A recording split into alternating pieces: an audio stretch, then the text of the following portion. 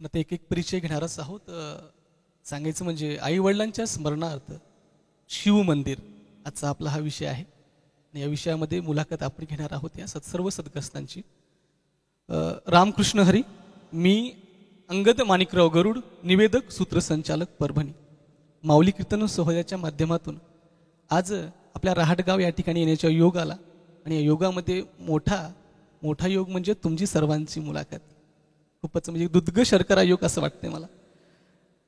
खरं तर 5 जानेवारीपासून अंबादेवीच्या नावावर अमरावती नगरीमध्ये रहाटगाव येथे श्री शिवलिंग प्राणप्रतिष्ठा कलशारोहण सोहळ्यानिमित्ताने प्रवचनमाला व भव्य दिव्य कीर्तन महोत्सव श्री विलासराव शंकरराव गोंगे यांनी सुंदररित्या आयोजित केलेला आहे.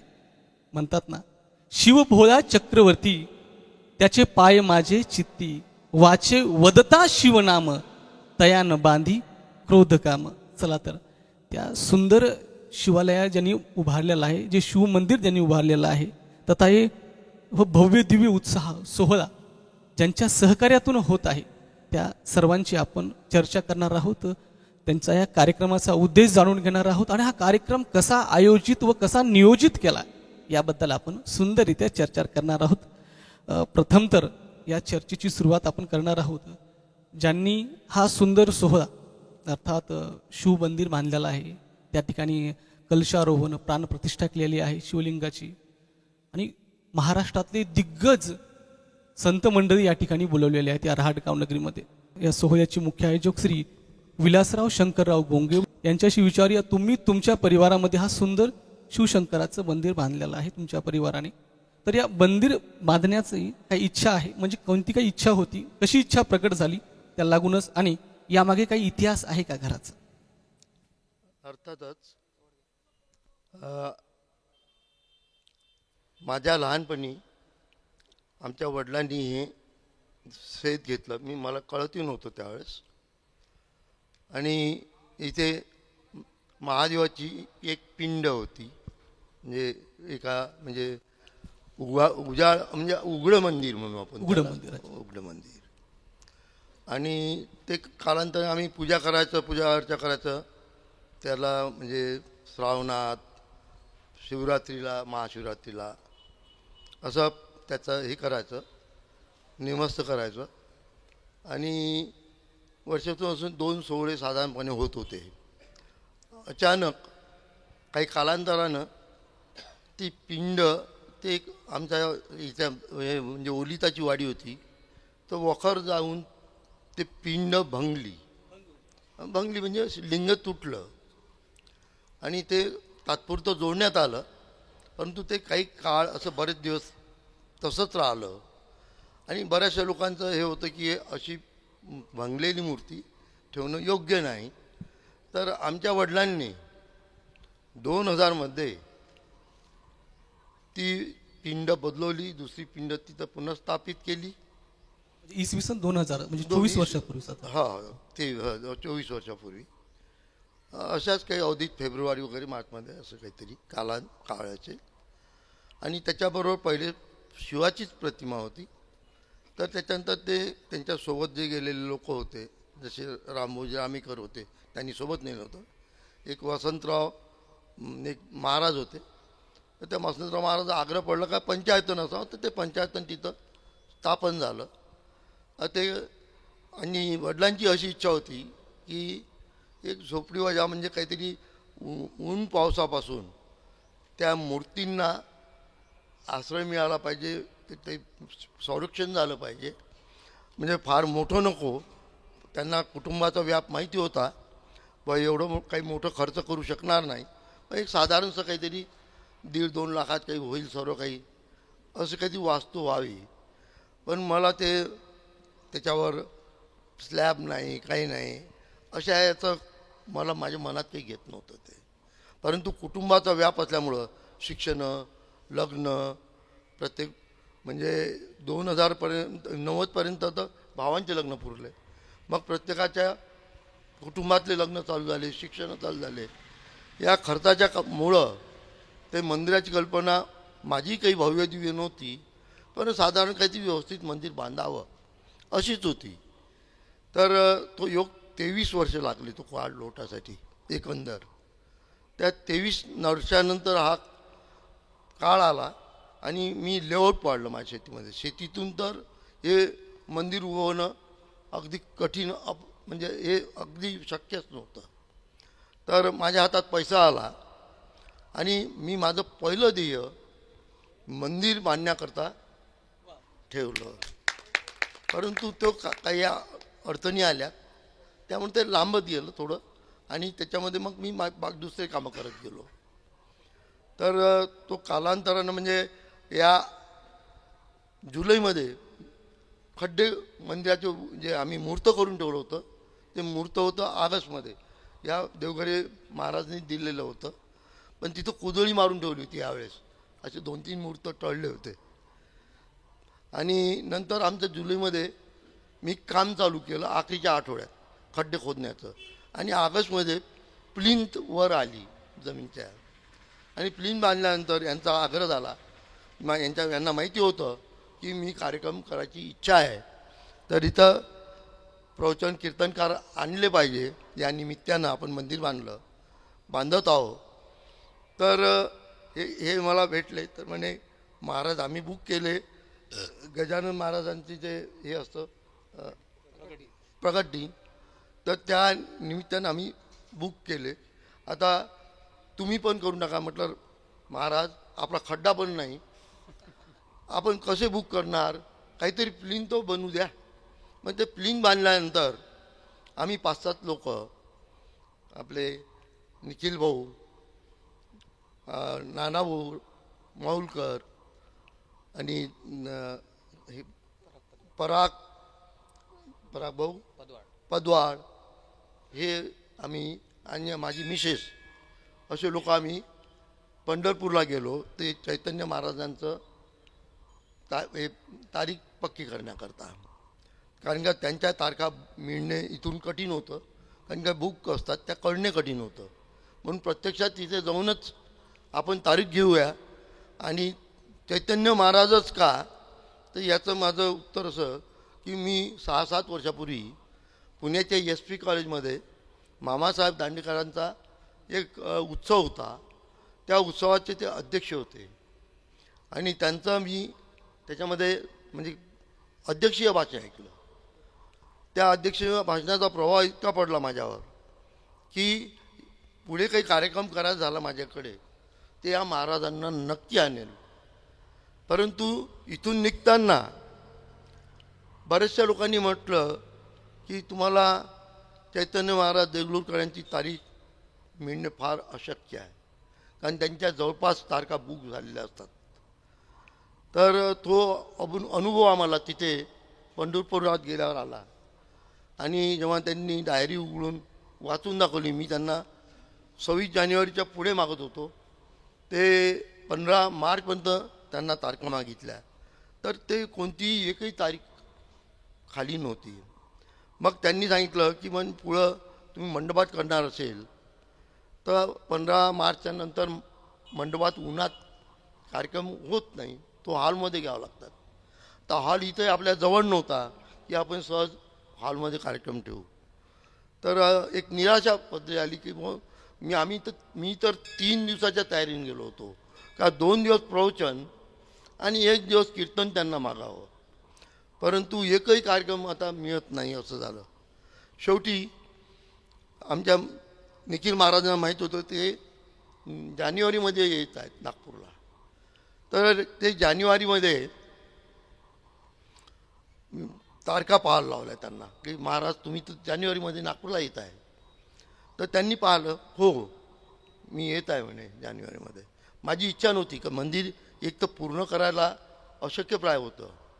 दुसरी गोष्ट हा पिरियड थंडीचा असतो कडक, जानेवारीचा पहिला आठवडा, ह्या दोन्ही गोष्टी होत्या. परंतु जेव्हा हे झालं तर तुम्ही कार्यक्रम तुमचं प्रतिष्ठापना कसं आहे ते त्यांनी विचारपूस केली. त्यांनी त्यांच्या तोंडातूनच उद्गार निघाले का मी तुमचं काल्याचं कीर्तन करून देऊ शकतो. म्हणून आम्ही त्यांच्या याला म्हणजे शब्द काढतात तो शब्द आम्ही झेलला आणि पक्का केला.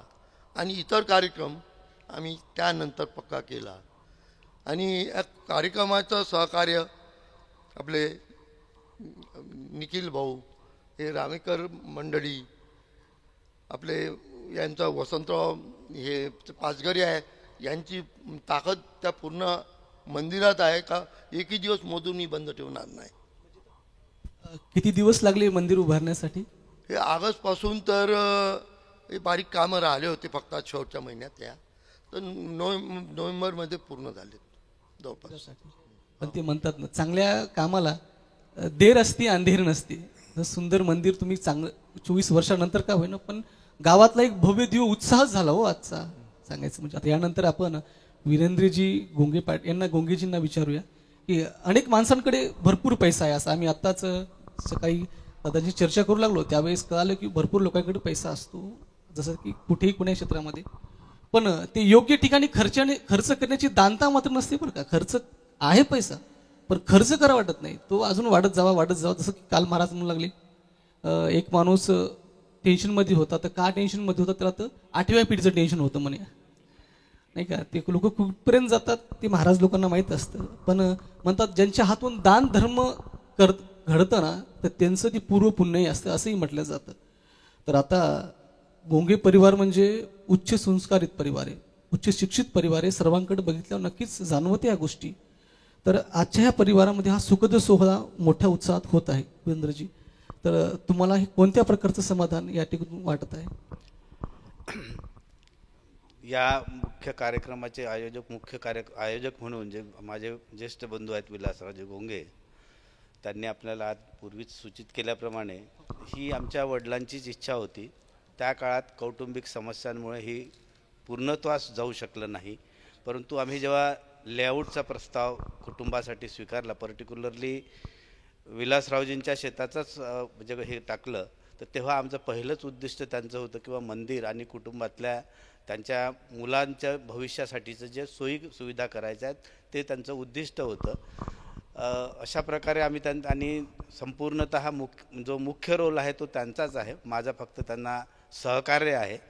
आणि पैसा किंवा हे संपूर्ण त्यांचीच इच्छा आहे याच्या मागं, त्याच्यामुळं माझं फारसं काही त्यात योगदान नाही. सहकार्य म्हणून एक त्यांचा लहान भाऊ म्हणून माझं सहकार्य आहे.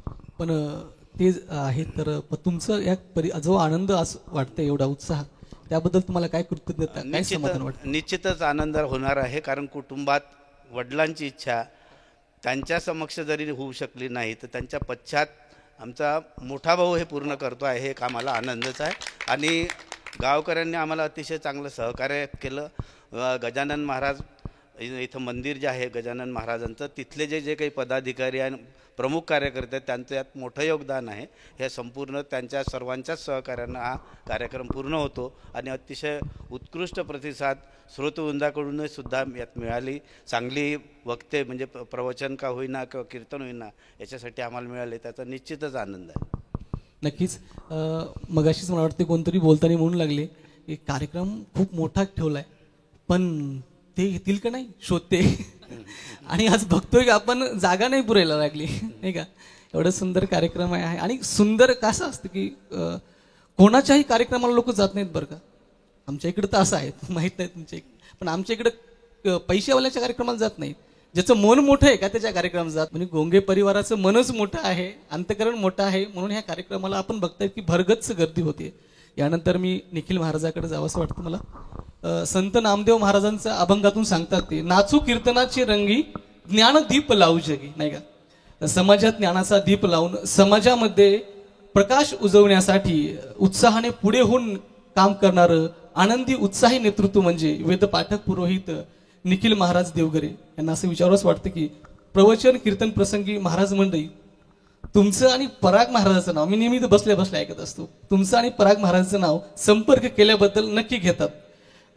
मग या सोहळ्यासाठी जे नामवंत गुणवंत तथा महाराष्ट्रात नावाजलेले प्रवचनकार कीर्तनकार मंडळी, त्यासोबतच हे सुंदर गायनाचार्य असतील, पकवाज वादक करतात, मृदंगाचार्य असतील, आणि आपण 2 दिवस बघितलं काय ती सुंदर पावले खेळली त्या भजनी मंडळींनी. ह्या सर्वांचा संपर्क तुम्हाला कसा झालाय, म्हणजे एकंदरीत तुमच्याकडे तुम्ही कसे पोहोचले? आता मी वयाच्या 5व्या वर्षीपर्यंत काकडा आरती हरिपाठाकरिता मंदिरामध्ये जायचो. मला हे सगळे संस्कार माझ्या काकाकडून मिळालेत. काका प्रवचन करतात, कीर्तन करतात, आणखी जेव्हा काकडा हरिपाठाला जायचे तेव्हा मी त्यांच्यासोबत जायचो. त्यांनीच मला पखावाज शिकवला, तबला शिकवला व गायनाचा सुद्धा छंद मला काकाकडून लागला. त्यामुळं माझे मार्गदर्शक सगळं काका. आणि त्यानंतर त्यांच्यासोबतच हरिकीर्तनाला, कुठे भजन संध्या आहे, संगीत संध्या आहे, असं जाता जाता हा माझा सर्व संपर्क आला. आणि या संपर्कामध्ये कालच कीर्तन केसरी हरिभक्त पारायण अक्रूर महाराज साखरे म्हणालेत की तुम्ही नम्रभाव ठेवा, लोक तुम्हाला नम्रपणा देईल. आम्ही मग प्रत्येक ठिकाणी जेव्हा कीर्तन सेवा असेल मग आमचे सगळे ग्रामस्थ, विठोबा काका, गजूभाऊ आणि काका, सर्व इतरत्र मंडळी, आम्ही जेव्हा कुठल्याही हरिकीर्तनाला जेव्हा जातो की तेव्हा आम्ही ज्या महाराजांना कीर्तन संपल्यानंतर जेव्हा नम्रभाव ठेवतो, त्यामुळे हा सर्व कीर्तनकार, टाळकरी, मृदंगचारी व गायनाचारी यांचा सर्व संपर्क आला. वा, त्या माध्यमातून तुमचं बी नाव व्हायला लागले बरं का. सर्वांच्या मुखी तुमचं नाव येते म्हणजे ही खूप मोठी. ही सर्व महाराजांची कृपा, गजानन महाराजांची. गजानन महाराज, तुमच्या बाजूला गजानन महाराजच आहेत, आपण त्यांच्याकडे जाऊया आता. गजानन महाराज रामेकर, तुम्ही त्या दिवशी प्रश्न विचारला होता, आमची मुलं आमच्यासारखं करत नाहीत, काय करावं, नाही का? आता याचं उत्तर जे तुम्हाला मिळालं ते तुम्ही द्या आता. पहिले तुम्ही आपल्या माऊली कीर्तन सोहळा तुम्ही आमच्यापर्यंत आले, तुमचे धन्यवाद. तुम्ही आम्हाला बोलवत त्याची आम्ही कृतज्ञता व्यक्त करतो हात जोडून. कसं आहे, आता वारसा म्हणजे आमचा रामेकर परिवाराचा, वारकरी संप्रदायाचा तो वारसाच होता आतापर्यंत. तर नंतर थोडंसं आम्हीच कमजोर पडलो त्यांच्यापुढं. जराशी चुकी आमचीच आहे त्यात, त्याच्यामुळं थोडंसं कामाला भारी चाललं. पण आम्हाला वारकरी संप्रदायाचा जो झरा आहे हा म्हणजे समर्थ रामदास स्वामी मंदिर 1926 मध्ये, तर ह्या 26 मध्ये आता 100 वर्ष पूर्ण होणार आहे. आणि आता असं जसे बाबासाहेब आमच्यासाठी समजा एक म्हणजे एक करणंच म्हणा आम्हाला, का तुम्ही काय करा ते करा, मोकळ्या हाताने खेळा ते. त्याच्यामुळे आम्हाला काही एवढं अवघड गेलं नाही आणि जाणार पण नाही. हो, धन्यवाद. तुमच्या बाजूलाच मला वाटतं राजभाऊ रामेकरजी, मला सांगा या सोहळ्याबद्दल की जो रोज कार्यक्रम या ठिकाणी होत आहेत, या ठिकाणी जे कार्यक्रम होत आहेत त्यासाठी जे महिला मंडळी किंवा पुरुष मंडळी येत आहेत ती याच गावाची आहे का पंचकोशीतून येत आहे या ठिकाणी कार्यक्रमाला? ते सर्व यांच्या घराण्याशी होते पहिलेपासून, त्याच्यानं आम्हाला वारसा पहिलेच आहे म्हणा. आणि त्यांची घरात पहिले हे मंदिरावरती पंगत करत होते ते त्या मंदिरावरती रामदास स्वामीच्या. पण आता हे जे लोक इथे येऊन राहिले हे बाया म्हणा किंवा साईडची लोक आहे, पण गावाच्या मानानं बाहेरचे जे लोक येऊन राहिले त्याचा आम्हाला भरपूर आनंद आहे. गावात आहेच आता कॉलन्या मिलण्या भरपूर इकडले लोक येऊन राहिले, त्याचा भरपूर आनंद आहे. चांगले, म्हणजे वारकरी संप्रदाय वरचेवर वाढत आहे गावातून आणि गावाचे आम्ही नाही करू शकलो, जे आम्ही ते चैतन्य वगैरे त्यावेळेसही आम्ही शक्यतोवर आणू शकलो नाही, पण ते आहे ना कार्य करून ठेवलं. आता हे भाग्य आहे म्हणा, पहिले जन्माचं पूर्वजन्मीचं काही संचित असेल म्हणूनच हे घडलं असं मला वाटतं. धन्यवाद. यानंतर आपल्या बाजूलाच वसंतरावजी बसलेले आहेत, ज्यांनी की हे सुंदर मंदिर आपल्यासाठी, सुंदर मंदिर त्यांनी म्हणजे 4च महिन्यात म्हणले तुम्ही 4च महिन्यात उभारले, ती परिसरामध्ये आहे. आणि 4 महिन्यात उभारण्यासाठी तुम्हाला कोणत्या परेशानी आल्या? मला तर परेशान्या तर नाही आल्या, कारण का माझं कन्स्ट्रक्शनचं काम. पहिलं उत्तर त्यांनी सांगून दिलं की मला परेशान्याच नाही आल्या. कारण का हे मंदिराचं काम माझ्या हाती येणं म्हणजे हे एक माझं भाग्य आहे, कारण त्याच्यासाठी निवड बाबांनी माझी केली. वा वा. कारण का माझ्यासारखे खूप काही त्यांना कॉन्ट्रॅक्टर मिळू शकत होते, पण ते एक भोलेनाथाची कृपा माझ्यावर असेल किंवा माझं मंदिर तुझ्या हातून घडेल, त्याचा मला खूप आनंद होता. त्या आनंदाच्या उत्साहात मला हे 4-4.5 महिने म्हणजे काही माहीत नाही पडले. काही माहीत नाही, कारण का कन्स्ट्रक्शन हा माझा एक व्यवसायच आहे. मी घरं खूप बांधतो, पण मंदिराचं जे काम आहे हे माझ्या जीवनातलं पहिलं गेलं आणि संपूर्ण शेल्यावर म्हणजे एक शेवटपर्यंत गेलेलं आहे. असे मंदिर आपण किती बांधलेले? बांधले, पण शेवटपर्यंत. आता एक तिकडे आहे पैलवानबाचं चालू, ते पुरेसं व्हायचं आहे, छोटे मोठे झाले. पण कसं आहे, या मंदिराचा जो आनंद मला भेटून राहिला तो एक वेगळा काही आहे. कारण का हे पहिलपासून आपल्या हातानं झाले, काही मंदिरं अधुऱ्यात आले आहे, हे बुडापासून पायापासून आपल्या हाती आहे. त्यांनी जे सांगितलं का कोण्या गोष्टीला बाबांनी असं करायचं काय, नाही बाबांना काहीच नाही म्हटलं का नाही बा हे नको करू, जे पाहिजे ते जे सुंदर होईल तेच तू कर. माझं कधी कुठं कुठं म्हणणं होतं बाबा हे नाही करू आपण, हे लाव नाही, पण बाबा ते चांगलं दिसतं ना तेच लाव. ते किती रुपयाचं आपलं बजेट जाईल तर त्याच्यासाठी काही याचं नाही. म्हणजे मन मोकळेपणाने सांगून दिलं होतं, बजेटाचा काही आपल्याला विषय नाही त्या मंदिरासाठी. कारण का हे एक म्हणजे एक लाईफ टाईमपर्यंत आहे, त्यामुळं आपण त्याचा आज बजेटाचा काही विषयच नाही आपल्यापासून. आणि आपल्या बाजूला महाराज आहेत, दत्ता महाराजजी. आपण बघते की रोज त्यांना आपण या ठिकाणी ऐकतो. महाराजजी, मला सांगा ह्या सोहळ्याबद्दल सांगा, जे की आज रोज कीर्तनकार प्रवचनकार मंडळी येत आहेत, त्यांचे जे शब्द वाणी जी जात आहे सर्वांसाठी, त्यातून लोकांनी काय घेतलं पाहिजे नेमकं? जन्मजन्मी आम्ही बहुपुण्य केले, तेव्हा या विठ्ठले कृपा केली. कारण आपलं पूर्वसंचित हे साठवलेलं असेल, संग्रहित असेल, तर हे सर्व आपल्याला घडत असतं. आणि पहिल्या दिवसापासून तर आजपर्यंत आणि पुढे सुद्धा, म्हणजे आज प्रवचन, रात्रीला कीर्तन आणि उद्याला समारोपीय काल्याचं कीर्तन, यामधून सर्व श्रोतृगण तर इथला फार हुशार आहे, विद्वान आहे. आणि बसलेले जे वक्ते आहेत ते माऊली, प्रत्यक्ष माऊली आहेत. आणि त्या माऊलींनी दिलेलं जे ज्ञान आहे, हा प्रत्येक श्रोतृवर्ग आपल्या घरापर्यंत घेऊन जाईल आणि आपल्या घराला असं स्वर्गासारखं सुंदर बनवेल, असं मला तरी वाटतं आहे. कारण की येथे येणारा जो श्रोतृवर्ग आहे हा अतिउत्तम दर्जाचा आहे. त्यामुळेच हा आपला जो सभामंडप, कीर्तन मंडप, कथामंडप जो आहे ना, हा फुल भरून जातो, बसायला जागा नाही. आणि उद्याची परिस्थिती अशी होईल की हे पडदे उघडून द्यावं लागतील, अशी परिस्थिती होईल. पुढेही राहू. आणि यापुढे जर बाबांनी म्हटलं की आपल्याला हा कार्यक्रम असा चालवायचाच आहे, सतत करायचा आहे, तर सर्वांच्या साक्षीने सांगतो, महाराजांच्या साक्षीने सांगतो की माझ्या आखरीच्या श्वासापर्यंत त्यांच्यासोबत मी राहील. क्या बात, वा, धन्यवाद. आता आपण विठोबाजी रामेकर याच्याकडे जाणार आहोत. खरं तर विठ्ठलरावजी सारखी माणसं, पूजाताई सारखी, मग त्यांच्या धर्मपत्नी, त्यांचा मुलगा वेदांत, यांच्यासारखी देव माणसं भेटणं आम्हाला तरी दुर्लभ वाटतं. कारण त्यांच्या घरात आम्ही सहवासाला आहोत म्हणून अशातला भाग नाही, पण खूप देव माणसं आहेत ती. आणि ती देव माणसं का आहेत बरं? कारण की गोंगे परिवार हे देव माणसं आहेत आणि त्यांच्या सहवासात राहणारी सर्व माणसं संत होऊन जातात, म्हणून ती देव माणसं आहेत. चला दादाकडे आपण विचारूया की आज ह्या कीर्तन प्रवचनाला की रोज येत आहेत आणि महात्मे असतील, संत असतील, आणि ती संत महात्मे गोंगे परिवाराकडे गेले की लगेच यांच्याकडे चहा पाण्याला किंवा एक तरी पाण्याचा घोट घ्यायला तरी यायला. तसं काल आपण महाराजाचं बघितलं, महाराज चलत चलत एक पाण्याचा घोट घेतला. घरी जे सुंदर मंदिर आहे त्यांचं अख्खी रूमच देवालय आहे. विशेष म्हणजे श्री रामदास स्वामींचं मंदिर, त्या ठिकाणी सुद्धा सर्व महात्मे मंडळी भेट द्यायला चालले.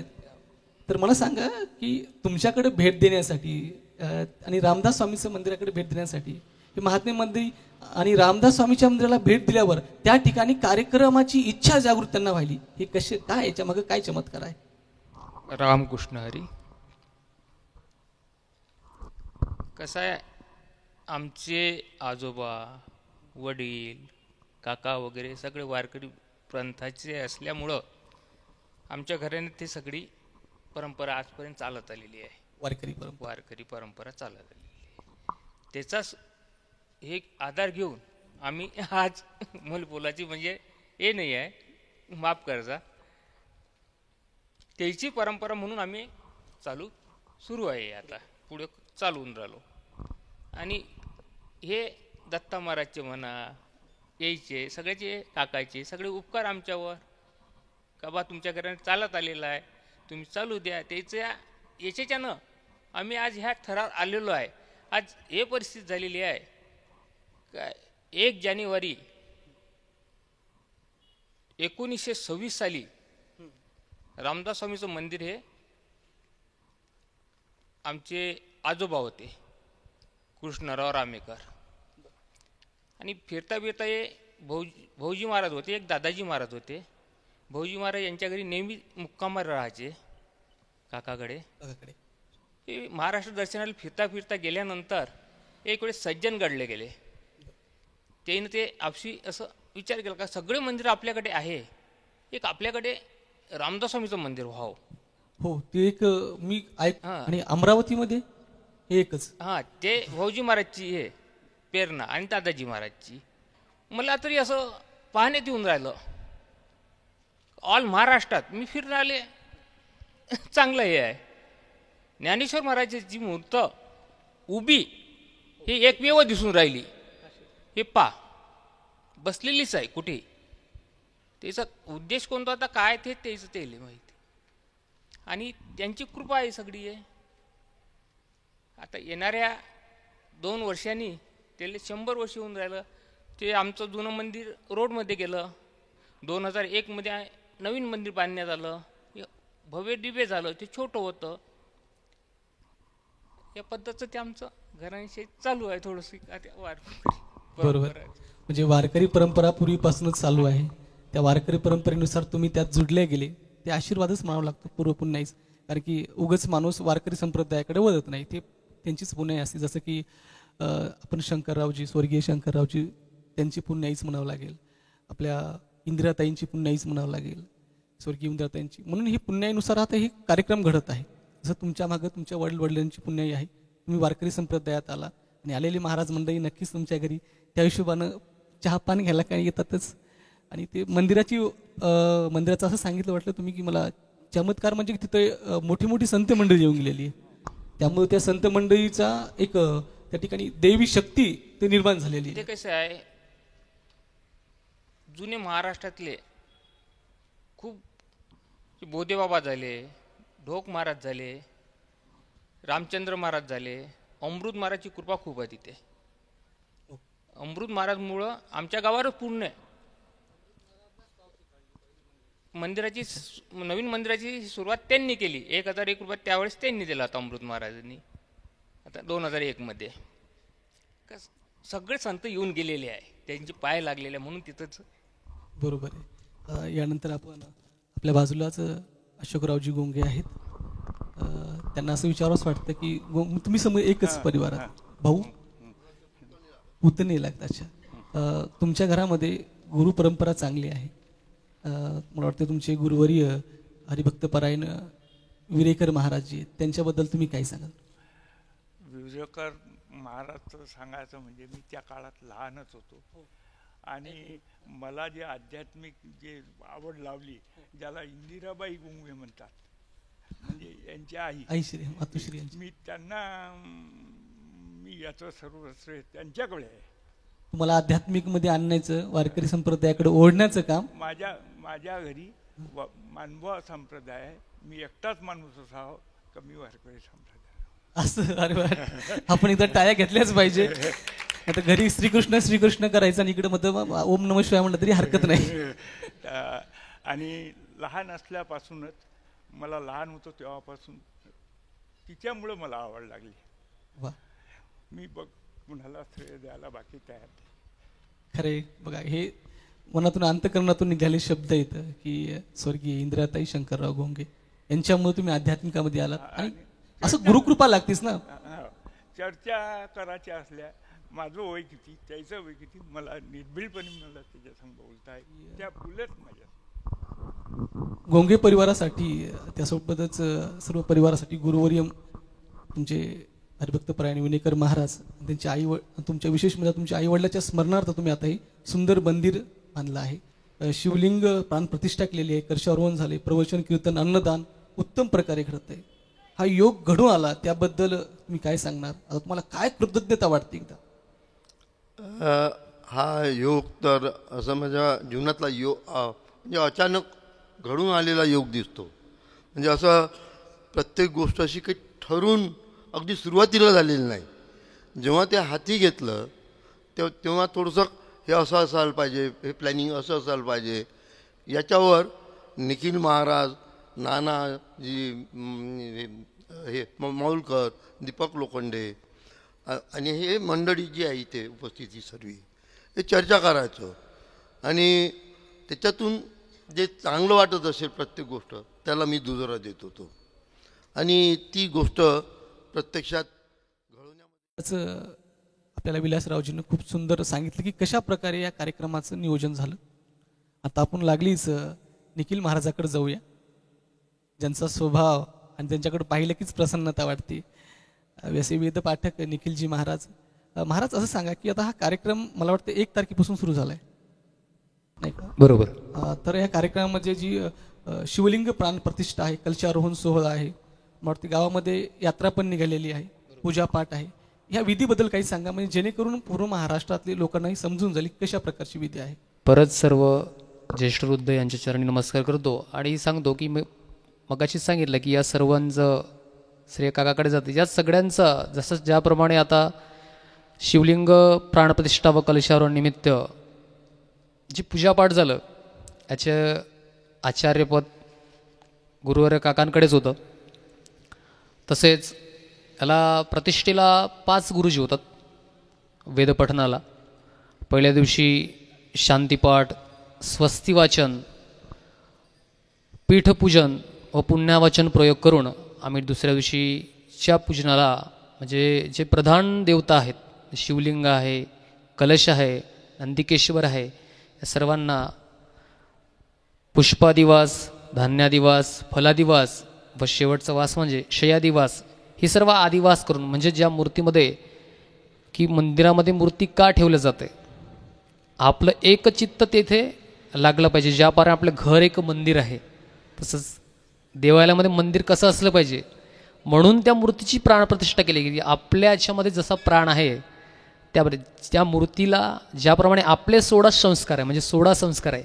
मूर्तीला 16वा संस्कार नाही, मृत्यू हा संस्कार फक्त माणसाला आहे. म्हणजे मृत्यू हा संस्कार मूर्तीला नाही आहे, देवाला नाही आहे, म्हणून तिला 15 संस्कार आहे. म्हणून प्रतिष्ठेने ओम इति मंत्रेण म्हणून असा 15 वेळा संस्कार केला जातो आणि त्या मूर्तीला प्रतिष्ठित केलं जातं. आणि 3 जानेवारीला ती मूर्ती काकांच्या हस्ते, यजमान म्हणजे श्री आयोजक व यजमान श्री विलासराव शंकररावजी गोंगे यांच्या हस्ते ती शिवलिंग प्राणप्रतिष्ठा व कडसा. चला आपण परत विलासरावजी गोंगे यांना आपण विचारणार आहोत तुमच्या आई वडिलाबद्दल काही आठवणी आणि या मंदिराबद्दल काही ते नक्की सांगावेत. त्यांच्या धार्मिक भावना म्हणा की कृत्य जे केलं त्यांनी, तर आमच्या आई लग्नाच्या वेळेस हे गुरुजी जे त्यांचे महाराज होते, विरेकर महाराज, त्या मूळच्या माझ्या आई ह्या त्यावेळचा तालुका मोर्शी होता अमरावती जिल्ह्याचा, आणि लोणी या गावच्या त्या मूळ माहेर गाव त्यांचं. तर त्या क्षीरसागर कुटुंबातल्या, आणि आमचे आजोबा हे धार्मिक वृत्तीचे होते खूप.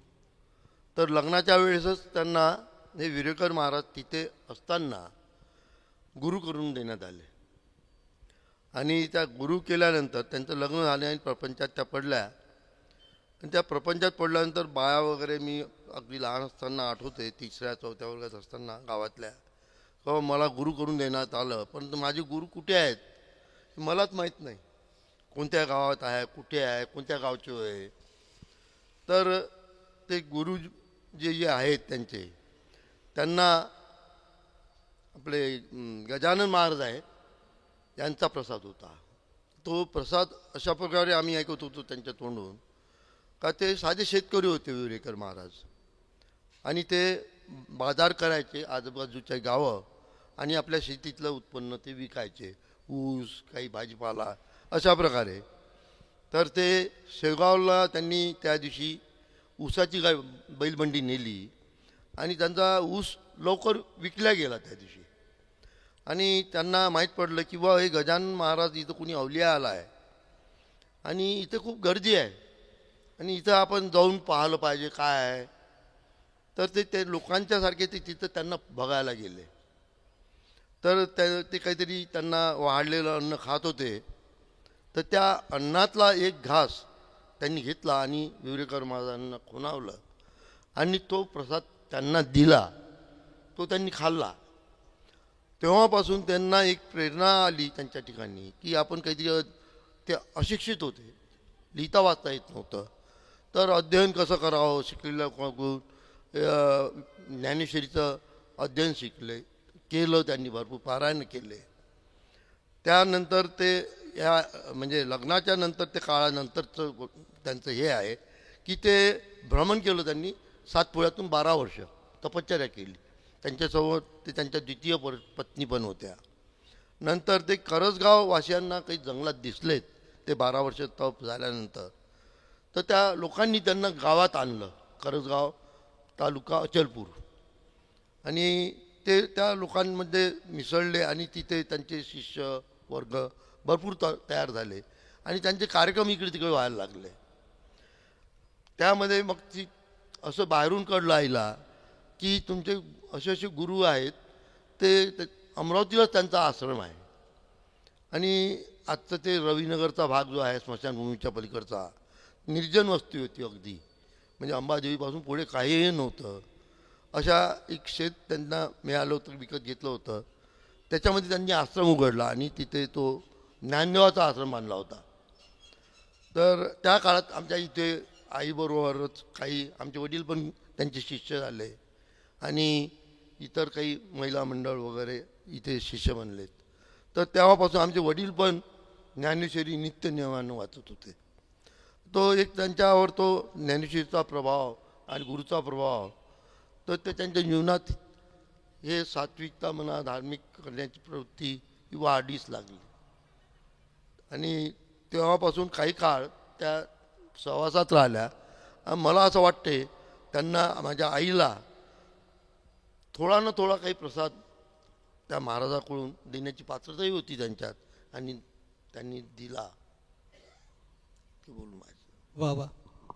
म्हणजे यांचे वडील तांबी स्वभावाचे होते, पण संत संग देई मज, संतांची संगत झाली की भले भले यांचं ज्ञानाचा प्रकाश पडतो, माणूस शांत होतो.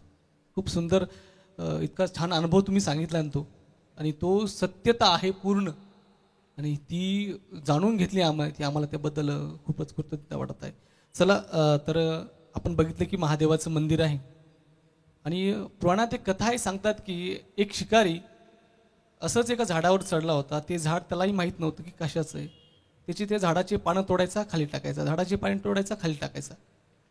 त्याला तो शिकार काही येत नव्हती, ते काळजीमध्ये असायचा, आणि ते रागारागानं पानं तोडायचा. म्हणजे काय असेल त्याला तोडायचं, कधी येईल कधी येईल कधी येईल, आणि योगायोग खाली मूर्ती होती, म्हणजे लिंग होता, आणि ते लिंगावर ते पानं पडायचे. आणि तो दिवस होता महाशिवरात्रीचा, आणि महादेव प्रसन्न झाले आणि म्हणे बघ तुला काय पाहिजे तर. आणि त्यावेळेपासून त्या शिकाऱ्यामध्ये जो परिवर्तन झालं. आणि कालसुद्धा ब्रह्मकुमारीजी सीतादिदींनी सांगितलेलं आहे की जे महादेवाचं मंदिर आपल्या इथं झालेलं आहे, गोंगे परिवाराने उभारलेलं आहे, त्या मंदिरात जाऊन तुम्ही 10 मिनटं तरी ध्यान करा. तुमच्या संसारामागे, तुमच्या खूप प्रपंचामागे खूप काळज्या आहेत, बरेच जणांना अनेक प्रकारचे टेन्शन आहेत, ते सर्व सोडा आणि 10 मिनटं या मंदिरात जा. बघा तुमचं कल्याण होऊन जाईल. शेवटी ज्यांनी ते 10 मिनिटाचे ते ध्यानस्थ सांगितलं होतं आपल्या सर्वांना, त्यामधून एवढं ऊर्जा भेटली नो, आणि तीच ऊर्जा या मंदिरामध्ये आहे. आणि ती ऊर्जा गावाला सुखी करण्यासाठी गोंगे परिवारानं महादेवाचं मंदिर सर्वांसाठी खुलं केलेलं आहे. खरंच त्यांचं करावं तेवढं कौतुक कमी आहे. या प्रसंगी दुसरं कौतुक असं म्हणजे माऊली कीर्तन सोहळा, आणि या सोहळ्याचे प्रमुख माऊली चोपडे, आणि त्यांच्यासोबत मी तर खरं तर अंगद गरुड व्हाईस आर्टिस्ट आहे. माझा परभंडा रेकॉर्डिंग स्टुडिओ आहे. फक्त कीर्तन सोहळ्यामध्ये मला आवड आहे ऐकायची, म्हणून या हिशोबानीकडे आलेलो होतो ऐकायला. हे फक्त माझे मित्र आहेत. फक्त येण्याचा योग आला. तुमच्यासारखी संत मंडळी, महात्मे मंडळी, ज्यांचे दर्शन झाले, तुमच्या दर्शनामुळं सात्विक अन्न खायला मिळालं. तुम्हाला माझा अनुभव सांगतो, मला रोज ॲसिडिटी होते, पण तुमच्या इथं मी 11 वाजता जेवण करतोय तरी पण मला ॲसिडिटी होत नाही आहे, आणि 7 वाजता जेवण केलं तरी ॲसिडिटी रोज होत होती. म्हणजे खरंच त्या नामामध्ये ताकद आहे, हे आज मी प्रत्यक्ष जाणून घेतलं. म्हणून खरंच तर मी तुमची कृतज्ञता व्यक्त करतोय, माऊली कीर्तन सोहळ्याची कृतज्ञता व्यक्त करतोय. आणि या ठिकाणी आपण अगदी वेळात वेळ काढून आमच्याशी चर्चा केली, तुमचा अनुभव व्यक्त केला, त्याबद्दल मी गोंगे परिवार, आमचे निखिल महाराज, बाकी संत मंडळी, महात्मे मंडळी, रामेकर दादा यांची मी मनापासून कृतज्ञता व्यक्त करतो. तुमच्या पुढे नतमस्तक होतो. धन्यवाद. तुम्ही इथे आलात आणि आम्हाला उपकृत केलं. कारण का धंदा कोणीही करतं, धंद्याचा भाग नाही आहे. तुम्ही ते ज्या जिव्हाळ्यानं इथं काम करत आहे, आणि त्यातल्या त्या नुसतं धंदा नाही तर धार्मिक प्रवृत्तीच्या असल्यामुळं तुम्हाला त्याच्यामध्ये आनंद मिळत आहे आणि पूर्णपणे भाग घेत आहात आणि आम्हाला कार्यक्रम प्रसारित चांगल्या रीतीने करता त्याबद्दल तुमचा मी आभारी आहे आणि येण्याबद्दल खूप तुम्हाला शुभेच्छा देतो. काकांनी तर आभार मानलेच, पण परत मी स्वतः काकांच्या माध्यमातून गणेशदादा चोपडे म्हणजे उर्फ माऊलीदादा चोपडे, अंगद सर असेल, त्यांचे साथी देवादादा आहेत, मी तिघांचे पण मनापासून मी स्वतः आयोजक व सर्व रहाटगाव ग्रामवासीतर्फे माऊली कीर्तन सोहळा याचे खूप खूप आभार मानतो. धन्यवाद.